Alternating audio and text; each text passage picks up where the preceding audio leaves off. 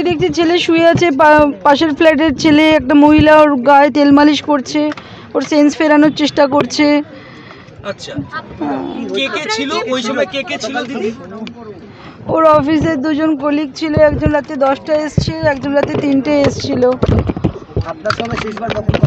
রাত্রেবেলা 12টা 12:30 আমাকে last call করেছিল যে সকালে আমি 8টার সময় আমি চলে যাব সায়েন্স সিটিতে, আমি কালকে দুর্গাপুরে যাব, তুমি একটু পরিতোষ আমাকে একটু বলে দেন। তুই বললেই তো হবে, তুই বল। তারপরে ওর কি শরীর খারাপ ছিল? শরীর কেমন ছিল? ও তো 1-1.5 বছর আগে ওর একটুখানি একটু সেন্সলেস মতন হয়ে গেছিলো, ওকে নিয়ে ওর ওষুধ খাওয়াতাম আমি। তো ওষুধগুলো ঠিকঠাক খাচ্ছিল না কিছুদিন ধরে, একটু মনে হয় মানে মনে মুখে বলতো না, মনে মনে একটা স্বপ্ন ছিল আমার সঙ্গে থাকবে। তো আমি বললাম যে দাঁড়া, আমি নিয়ে আসবো খুব শিগগিরই। বলছে কি তোমার তো ঘর করবে, তারপর আমি বলছি না না, তার আগেই তো ঘর করতে, তুই আসবি তারপরেই ঘর করবো, রুম পরে হবে, তুই আগে থাকতে শুরু করে দিবি। 12টা 12:30 আমাকে লাস্ট কল করেছিল যে সকালে আমি 8টার সময় আমি চলে যাব সায়েন্স সিটিতে, আমি কালকে দুর্গাপুরে যাব, তুমি একটু পরিতোষ আমাকে একটু বলে দেন। তুই বললেই তো হবে, তুই বল।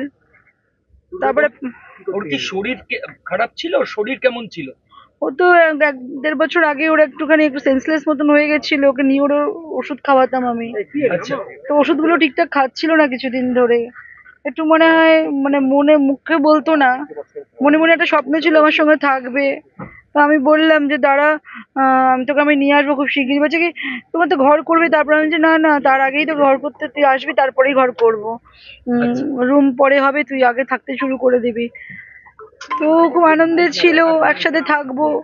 আমিও মানে 2-3 দিন ধরে আমার ঘুম হয়নি, কেন জানি না, আমারও মনে হচ্ছিল ছেলেটা খাওয়া দাওয়া করছিল না, আমার খুব মানে আমিও খুব টেনশনে ছিলাম যে আমি এখানে রান্না বান্না করছি, আমার ছেলেটা ওখানে রান্নার লোক এসে ঘুরে চলে যাচ্ছে, কখনো বন্ধুর ফ্ল্যাটে থাকছে, একদিনই বাড়ি মানে থাকে না।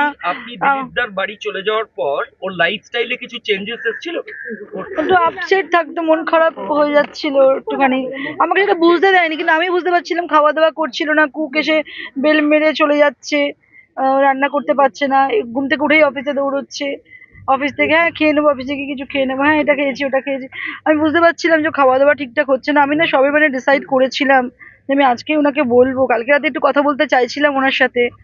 তো আর দেখলাম যে উনি একটু মানে উনিও বেরিয়েছিলেন, তারপর কি বলবেন মানে কি? আমি এটাই ভেবেছিলাম ওনাকে আজকেই বলতাম আমি, দেখো আমি ছেলেকে আমি এখানে নিয়ে আসবো, নাহলে আমাকে ছেলের সঙ্গে থাকতে হবে, নাহলে ছেলেকে এখানে নিয়ে আসতে হবে। ওর ও একদিন কথাবার্তা হচ্ছিল, বললো দেখো যদি বাইরে চাকরি করতে চলে যেত, একটু ওকে সার্কামস্ট্যান্স হতে, তো ও তো নিজেই বলছে যে আমার এখানে বাড়িঘর আছে, আমি এখানে কি করে থাকবো, আসলে আমাদের রুমের প্রবলেম ছিল। তো আমি ওটাই ভাবছিলাম যে ছেলের না ঠিক যত্ন হচ্ছে না, হয়তো আমাকে বুঝতে দিচ্ছে না, মনটা তো আপসেট, ওর না চঞ্চল, মাইন্ডটা ঠিক একটু ঠিকঠাক ছিল না। আমি 3-4 দিন ধরে মা, তো আমি ভীষণ বুঝতে পারতাম। আর ও মাদার্স ডে সেলিব্রেট করতে আসলো আমার বাড়িতে সানডেতে, কেক নিয়ে আসলো, আমার জন্য একটা গিফট নিয়ে আসলো, আগেই আমাকে এক্সাইটেড হয়ে বললো। স্যাটারডে তে আমি গেছিলাম ওর সঙ্গে থাকতে, স্যাটারডে বলছে মা আমি আম, আজকে একটু বন্ধুর বাড়িতে যাবো, রাত্রে তো ফিরবো না সাউথ থেকে, কালকে আমি তোমার সঙ্গে সেলিব্রেট করতে যাবো মাদার্স ডে।